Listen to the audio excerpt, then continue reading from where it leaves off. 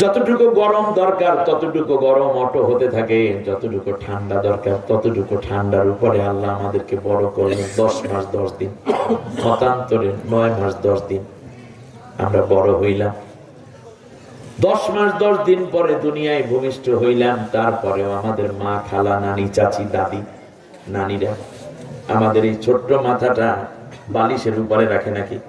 না। কিসে রাখে বলেন দেখি? তেনা। ইয়েস, সুন্দর বরিশাল্লা। ঠিক আছে, তেনার উপরে। তাও কি নতুন তেনা না পুরান তেনা?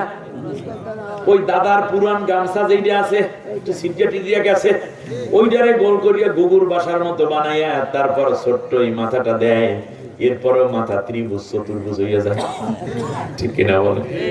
এই ছোট্ট মাথাটার মধ্যে আল্লাহ এত সুন্দর ব্রেন দিয়া দিলেন। 26,000-এর অধিক নিউরন আছে ব্রেইনের মধ্যে। সুবহানাল্লাহ। বৈজ্ঞানিক বিষয়তে এইদিকে যাব না, আজকে আমি এখানে কাট অফ করলাম, অন্য একদিন এটা শোনাবো। এবারে আপনি আসেন, মূল জায়গায় আসেন। এই জন্য আল্লাহ তাআলা এমন দেহ বানাইলেন এত নরম, এই জন্য বিছনাটা বানাইলেন নরম। আল্লাহ রাব্বুল আলামিন বললেন, বান্দা এইবার তুমি দুনিয়ায় যাও, তোমার জন্য বিছানা রেডি আছে। বিছানাটাকে আল্লাহ রাব্বুল আলামিন প্রথম সরাইয়া দিলেন, অর্থাৎ পানিটা ভেঙে দিলেন। আমার মা, আপনার মা বুঝে ফেললেন আমার জাদুমণি এখন আমার কোলের মধ্যে আসবে। পানি শেষ হয়ে গেছে মানে কি? পানি ভেঙে গেছে মানে কি? আমরা দুনিয়ায় আসলাম, এটা সিম্পটম, এটা আসার সিম্পটম, আর কিছুই না। দুনিয়ায় আসলাম। এখন আল্লাহ রাব্বুল আলামিন বললেন, বান্দারে এই পৃথিবীতে এমন কোন খাবার নাই তাৎক্ষণিক তোর জন্য রেডি আছে। প্রসেস করে খাওয়াতে গেলে অনেক সময় লাগে, যা তোর শরীরেও ভালো লাগবে না। আমি তোর আল্লাহ।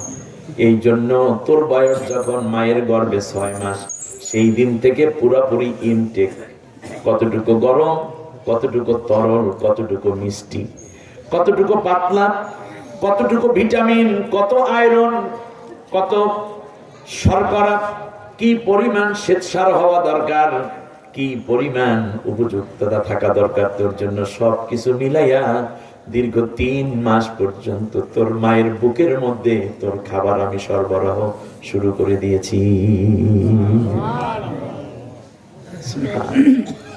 আল্লাহ।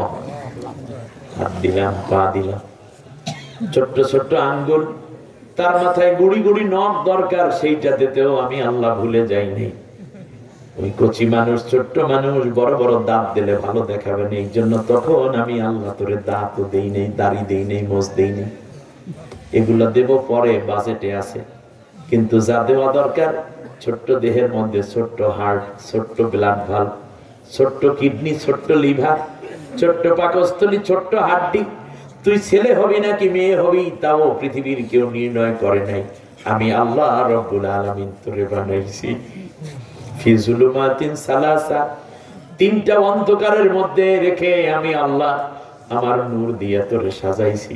যেই রকম দেখতে সুন্দর লাগছে আমি আল্লাহর কাছে তোরে সেই রকম সুন্দর করে বানাইছি। সুবহানাল্লাহ। আমাকে দেখতে আল্লাহ যেমন সুন্দর লাগছে, যেমন ভালো লাগছে, আল্লাহ আমার সেই রকম সুন্দর করে বানাইছে।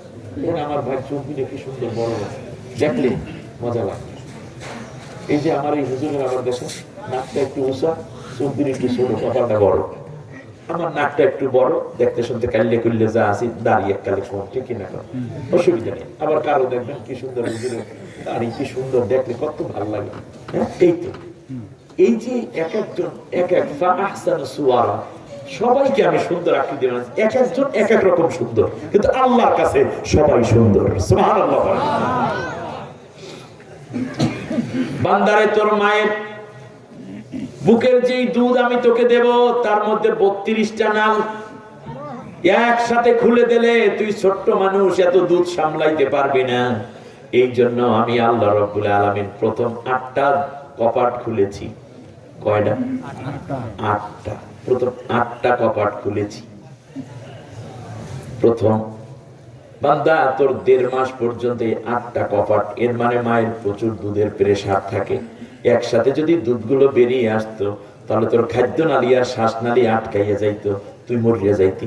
এই জন্য আমি আল্লাহ প্রথমে 8টা দরজা খুলেছি। 1.5 মাস পরে বান্দারে আমি সব মিলে তোর মায়ের 24টা দরজা খুলে দিলাম। বাকি 3 মাসের মাথায় গিয়া আমি আল্লাহ রব্বুল আলামিন তোর মায়ের 32টা দরজা খুলে দিলাম, যাতে তুই পেট ভরে খাইতে পারো।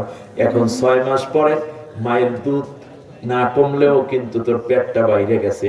এখন আমি আল্লাহ তামাম দুনিয়ায় তোর জন্য রিজিকের ব্যবস্থা করে রেখেছি। তোর মায়ের জন্য মুরগির গোশত, মুরগির হাড্ডি, মুরগির মাথা, মুরগির চামড়া, এগুলো খাইবে তোর মা। কিন্তু ওই মোরগ মুরগির ভিতরে আমি একটা কলিজা বানাইয়ে রাখছি, ওইটা তোর জন্য নরম খাবার। ইক্ষু চাবাইয়া খাবে তোর মা, কিন্তু পাকা পেঁপেটা তোর জন্য। সুবহানাল্লাহ। পৃথিবীতে কিছু শক্ত খাবার বানাইছি, নরম খাবারও বানিয়েছি। এই নরম গুলা সব তোর জন্য আমি আল্লাহ উন্মুক্ত করে দিলাম। খাবা, একটু একটু দাঁত দিলাম। 6 মাস 7 মাসের মাথায় যাইয়া মারি শক্ত একটু একটু দাঁত উঠাইয়া দেয়। সুবহানাল্লাহ। ওই দাঁত দিয়ে আস্তে আস্তে করে বান্দা খাইতে থাকবি। কিন্তু মনে রাখিস, এইটা দিয়ে কিন্তু হাড় খাওয়া যাবে না, ইক্ষু খাওয়া যাবে না। এই জন্য আমি আল্লাহ রব্বুল আলামিন এক পর্যায়ে ছোট দাঁতগুলা ফালাইয়া বড় বড় দাঁত দিছি, যাতে গরুর হাড় এমনকি মাছের মাথা সবগুলা যেন সুন্দর করে চাবাইয়া চাবাইয়া খাইতে পারো। একটা সময় আসবে বান্দা, এই দাঁতগুলা পড়ে যাবে, কোনদিন তোর মুখে আর দাঁত গজাবে না।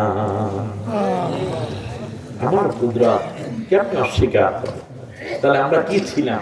আসলে কিছুই ছিলাম না। বলেন, আসলে কিছুই ছিলাম না। এই নিয়ামতকে তুমি কেমনে অস্বীকার করবা? এবারে আমরা আসি। প্রথমে প্রশ্ন কি ছিলাম? একটু ভাবেন, কি ছিলাম? দ্বিতীয় হচ্ছে অসুস্থ নাকি? কাশি? একটু পানি দেন, কুসুম গরম পানি দেন। ঠিক আছে, কুসুম গরম পানি দেন। জি। দ্বিতীয় কোশ্চেন, কি হইলাম? আমার দিকে তাকান। কি ছিলাম, কি হইলাম? আপনি কি হইছেন বলেন? বলবেন, হুজুর আমি শিল্পপতি হয়েছি, মসজিদের ইমাম হয়েছি। কেউ বলবেন, হুজুর আমি ডিসি হয়েছি, এসপি হয়েছি। কেউ বলবেন, আমি এবছর নতুন জামাই হয়েছি। কেউ বলবেন, হুজুর এবছর আমি বাবা হয়েছি।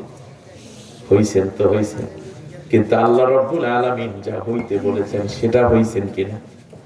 কোশ্চেন বসে, আল্লাহ যেটা হইতে বলেছেন সেটা হয়েছেন কিনা, এটা হলো মূল টার্গেট।